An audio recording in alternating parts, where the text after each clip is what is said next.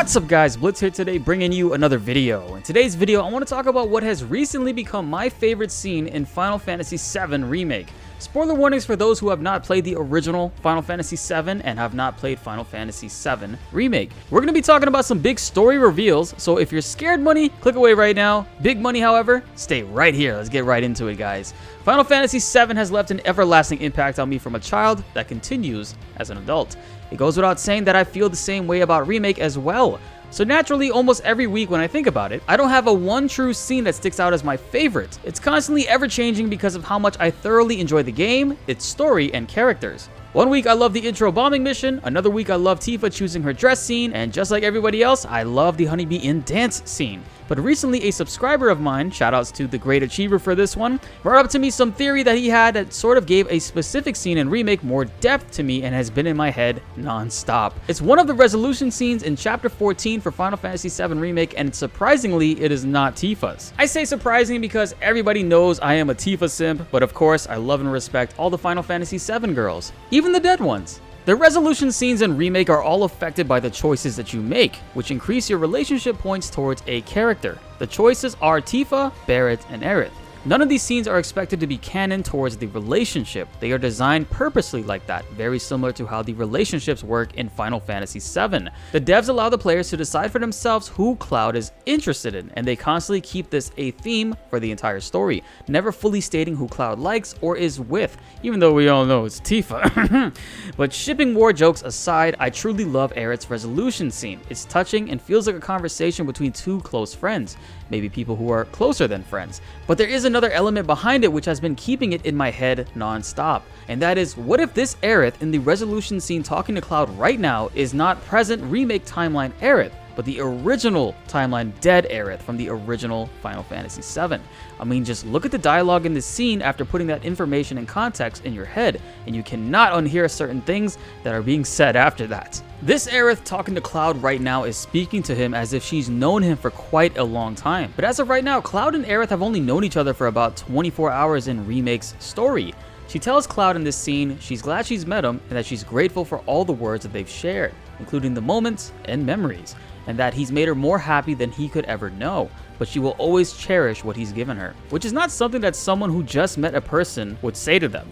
Then she makes a plea for him to not fall in love with her because of her tragic death in the original game. This is Aerith trying to keep Cloud from breaking the way that he did when she died.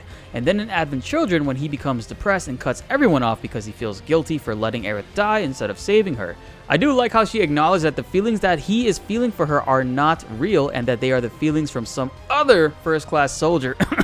But this feels like the original Aerith talking to Cloud through his dreams via the livestream. Even the livestream itself makes an appearance in the background, and Cloud stops to take a look at it and acknowledges it. In the sky, he notices that only 27.3% of people that watch and love these videos are currently subscribed. Guys, I want to take a second to shout out everyone that tuned into our 1-year anniversary Remake stream, making it the most successful stream on the channel by far. The 1-year anniversary was a special one that I will never forget, and I'm glad I was able to bring that hype level that we all shared throughout the year into one night where we took the time to celebrate this amazing game and series. If you missed out on it, be sure to check out the full video that I posted. Be warned, it wasn't an 11-hour stream, but it was an epically entertaining one, and I had a lot of fun doing that with you guys. You know we had to do it up big.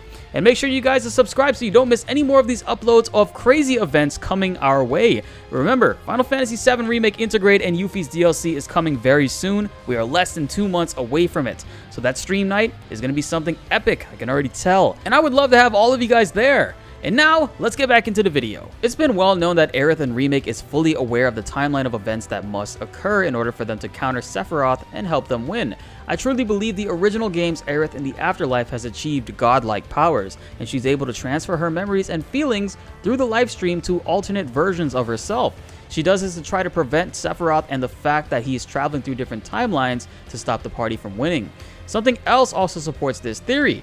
Recently, the mobile game Final Fantasy Brave Exvius revealed Tifa and Aerith as playable characters and showcased to us their super moves in beautiful cutscenes. Someone on Reddit did a quick translation of Aerith's dialogue during these scenes. They broke it down as, "Release your power. Please let the power of the planet course through the wind and carry along my memories." They also mentioned that the word memories in the last sentence actually closely translates to feelings instead. But if we break this down, the power of the planet is the live stream, and if Aerith is asking it to carry along her memories or feelings, this could support the theory that the original timeline of Aerith is trying to counter Sephiroth, and she is sending all this information of what must happen in the story to the Aerith in Remake, which also explains why she knows so much of what's going on or what needs to happen.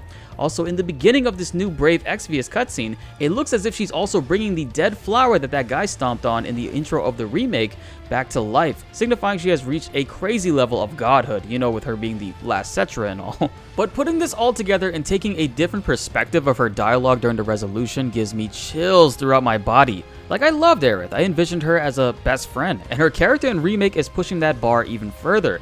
Losing her in the original game hurt me a lot when I was younger, and I refused to accept what was happening, and eventually when I did, it was an experience that made Final Fantasy VII such an impactful game for me, as I'm sure it did for many others.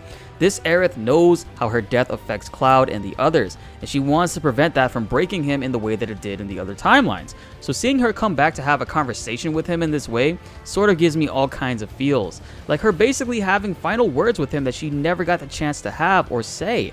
Cloud does not understand any of this as of yet, obviously, but eventually in Remake, when the game's plot begins to get deeper, I'm sure he'll be able to put the visions, the memories, and that scene with Aerith into perspective.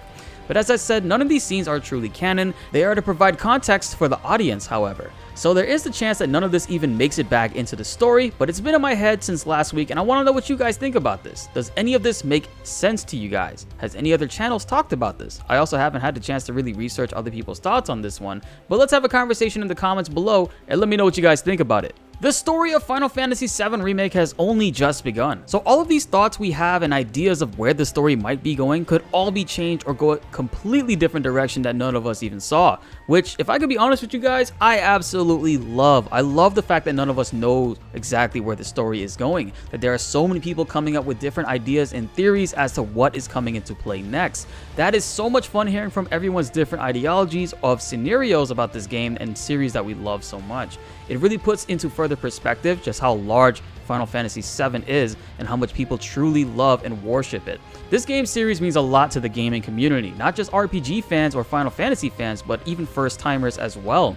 When you lose someone in life and you think about all the things that you never got to say to them, it kind of puts a deeper perspective on this moment shared between Aerith and Cloud that we talked about in this video. Her just telling them things that apply to their current situation, but it also applies to the future and what Cloud and her go through eventually. It's such a great scene that I regret so much I'm missing out on it. But again, it blows my mind seeing how we are 1 full year since this game originally came out, and yet we are still finding little pieces of story bits that explain so many other things. Of course, Yuffie's DLC is coming soon with Intergrade, so we can only add more to that plate, and I can't wait to dissect it and talk about it all with you guys. And that wraps it up for this video, guys. Thank you everyone for the 1 year anniversary of Final Fantasy VII Remake. That stream was absolutely amazing, and I had such a blast hanging out with you guys. 11 hours is an amazing feat and accomplishment, especially on this channel, and as much as I don't look forward to doing it that long again, I do look forward to streaming for you guys again when Intergrade drops. I have a special announcement to make. It's been a long requested one by many of you guys since I took a break from it,